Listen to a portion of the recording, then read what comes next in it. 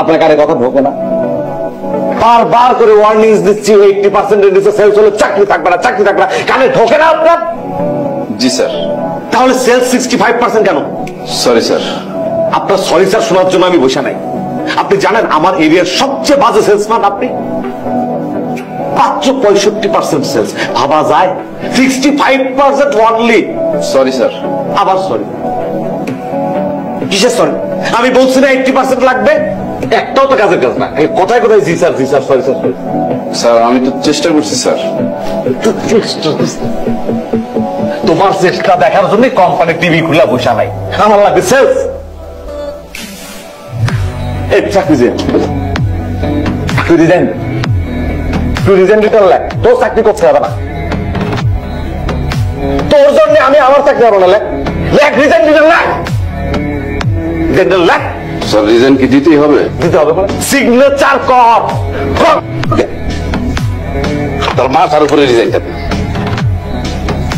এই রে, সাদা কাগজে সিগনেচার করে দিলাম, রিজাইন লেটারটা তুই লিখে নিস। তোর এই পালের চাকরি আমি করবো। যাবর, আমি কিন্তু তোর চাকরি খাই ফেলাবো। আরে চল, তুই আমার চাকরি কি খাবি?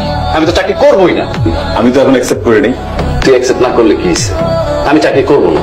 তুই যদি আমার পায়ে ধরে অবস্থা থাকি সারাদিন, আমি চাকরি করবো না। একদম কথা বলবি না, একদম পিটাবো কিন্তু, একদম মাইরা ফেলবো কিন্তু। তোরা কি মানুষ? হ্যাঁ, 3 লক্ষ টাকা সেলস টার্গেট ছিল, 80% সেলস টার্গেট পূরণ করলাম। এর পরের মাসেই সেলস টার্গেট কত দিলি? 3,50,000 টাকা। আবারও 80% এর চাপ। আর যখন এই 3.5 লাখে 80% ফিল আপ করে ফেললাম, তারপর কি করলি? করে দিলি 4 লাখ। আর এইভাবেই আমরা সেলসও বাড়াই আর তোরা টার্গেটও বাড়াস। এই আমরা কি মেশিন না রোবট? এই করতে করতে 8 লাখ এনে ঠেকাইছিস। সেলস টার্গেট আমি ফিক্স করি না, এই স্যার। তোর এই স্যারের বাপদেরকে গিয়ে বল যে 1 মাস শুধু সেলস করে দেখাই দিতে, দেখবো কত ধানে কত চাপ। তোর চাকরি তুই কিন্তু এখন সত্যি সত্যি মাইর খাবি। তোর চাকরি আমি করবো না বলছি না?